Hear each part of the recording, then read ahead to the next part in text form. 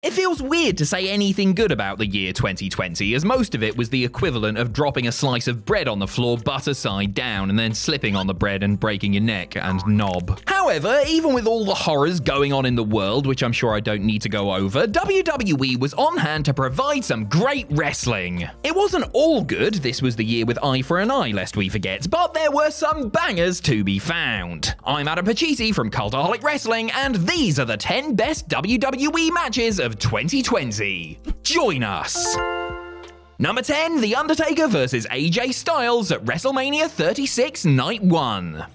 WrestleMania 36 was the first WWE pay-per-view to take place during the end times, so the company took this as an opportunity to get experimental. The first night's main event was the Boneyard match, a pre-shot cinematic clash between AJ Styles and The Undertaker. Styles thought he had the upper hand when he arrived on the scene in a coffin, but Taker played some mind games of his own when he showed up on a motorcycle, reviving the American Badass gimmick for the occasion. What followed was a great big campy brawl as the two men battered each other up and down the graveyard in a spectacle that was half enthralling, half incredibly silly. Taker used all of his spooky powers, including summoning a wall of fire, and he fought a bunch of masked druids at one point, because at this point, I mean, why not? The Boneyard match was absolutely bonkers, but it was also a whole heap of fun. There's a historical significance to it as well, as this was the Phenom's final ever match. Probably not how he saw himself going out, but the life of a dead man can be a funny old thing sometimes.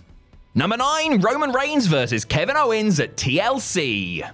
When you think of Roman's greatest career rivals, your mind probably goes to names like Brock Lesnar or Cody Rhodes, but there is a strong case to be made that Kevin Owens is actually his best ever foe. Owens stepped up to face Roman Reigns for his newly won Universal Championship at the TLC pay-per-view in a match fought under the show's signature rules. The pair had proven that they worked well together in a no DQ environment at the 2017 Royal Rumble, but this was on a whole other level. KO thrives in hardcore environments and took all manner of crazy bumps to make his opponent look strong. The big dog played his role to perfection, attempting to maintain his composure while silently in awe of how Owens was able to take so much punishment. The closing spot of Owens plunging from the top of a ladder after getting choked out was superb, allowing Reigns to retain his championship and carry it into the new year. Fun fact for you, this was the first Roman title defense to feature Uso interference, beginning a trend that would annoyingly continue for many, many years.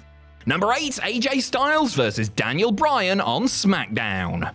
Considering they took place either in front of a bunch of extras from the Performance Center or in the living cheese dream that was the Thunderdome, it's easy to forget that some great matches happened on WWE's weekly TV shows in 2020, including this gem from the June 12th episode of SmackDown. After Sami Zayn did a runner with the Intercontinental title, a tournament was held to crown a new champ. The finals came down to AJ Styles on one side and Daniel Bryan on the other, a truly mouth-watering clash for anyone who liked wrestling even just a little bit. As you would expect, these gifted grapplers put on a show, going above and beyond what was expected of a TV match. The action was crisper than a fresh lettuce, smoother than melted chocolate, as fundamentally sound as...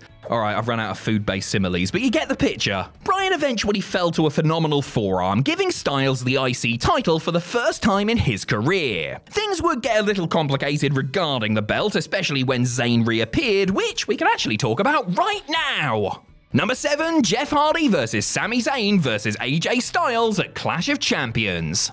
Of all the people for Styles to lose the Intercontinental Championship to, Jeff Hardy was a name that nobody saw coming. The charismatic enigma beat the phenomenal one on the August 21st episode of SmackDown, but the very next week, Sami Zayn made his return, claiming to still be the rightful champion as he was never beaten. I smell a triple threat. The rightful champ would be decided at Clash of Champions with Hardy, Styles and Zayn all going at it in a ladder match. In terms of participants for this stipulation, you could do a lot worse than these three. This match had all the thrills and spills you could want from a hardware-based encounter, including Zayn getting chucked around like a dog toy and Hardy still going crazy despite being older than the sun. Sami got the upper hand, quite literally, by handcuffing his two opponents so they were incapacitated, including threading one set through the hole in Jeff's earlobe, which is just nasty. Zayn unclipped both belts to crown himself the official, undisputed IC champ, getting the title's lineage back on track.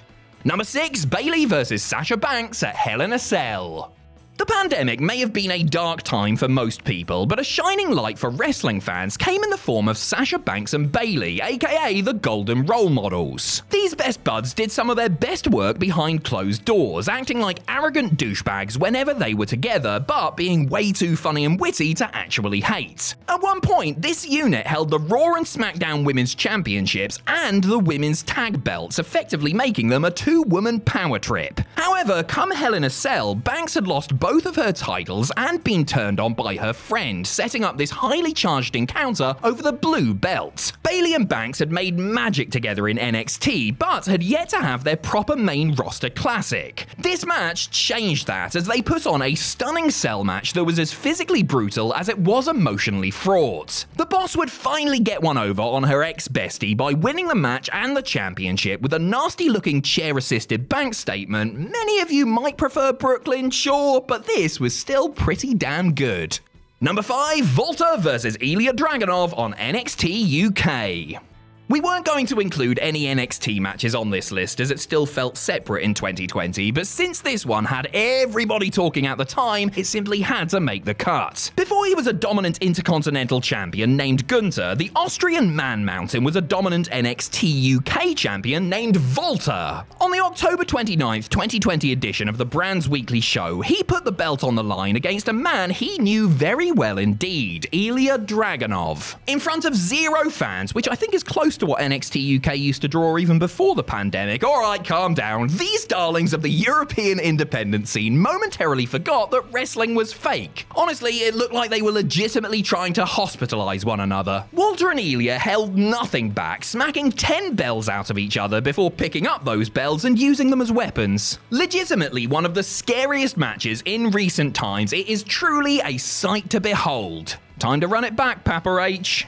Number 4, The Fiend Bray Wyatt vs John Cena at WrestleMania 36 Night 2.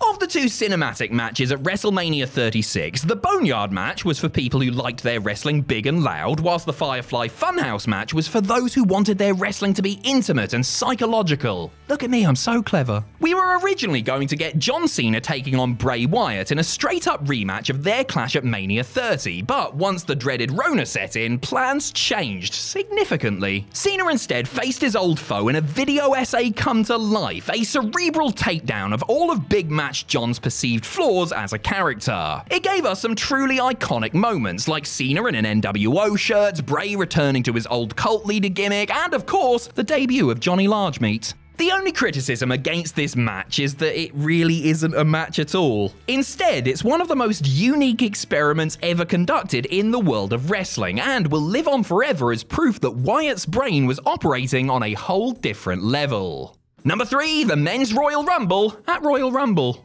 The only match on this list to feature an actual full-sized crowd was one of the freshest, most exciting Royal Rumble matches in recent memory. Brock Lesnar, who was WWE Champion at the time, announced his intention to enter the men's match at number 1 in an effort to prove his dominance, as if he needed to. For the most part, this is precisely what he did, chucking out fools left, right and centre before coming face to face with Drew McIntyre. Shortly afterwards, he would come foot to balls with Ricochet. After the well-timed nut shot, the Scottish psychopath swiftly dispatched the beast to a huge pop, instantly enhancing his star power. This allowed the rest of the Rumble to flow as usual, but even then it was full of surprises. This is, of course, when we got the Edge return, for crying out loud. You know, you remember when the cameras missed his first spear in over a decade. Again, great job, Kevin Dunn. We sure do miss you. Even without the Lesnar stuff, this was a very good Rumble, but the fact that McIntyre, who would go on to win the match, was made into a proper main eventer thanks to one little kick elevates it to an even higher plane.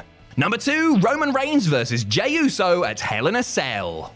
2020, the year it all started for Roman Reigns and his colossal Universal Championship run. After capturing the title at Payback just 1 week after his big SummerSlam return, Reigns needed a compelling storyline to cement his new heel persona. Enter a man who, despite having limited singles experience, was perfect for the job, Roman's cousin, Jay Uso. In the second of their 2 incredible title matches from 2020, Jay faced Roman in an I Quit Hell in a Cell match at Hell Hell in a Cell. The reason for that first stipulation was that Reigns needed Jay's support to officially call himself Tribal Chief. Without his acknowledgement, he couldn't sit at the head of the table. The presence of the Cell might have been completely unnecessary, but this match still ruled, and it culminated in the best finish of the entire year. Knowing he wasn't going to get his opponent to submit for his own sake, Roman tearfully locked in a guillotine choke on his brother Jimmy, forcing Jay to finally say he quit and crown Reigns the leader of the family. Somebody get the popcorn, because this was cinema.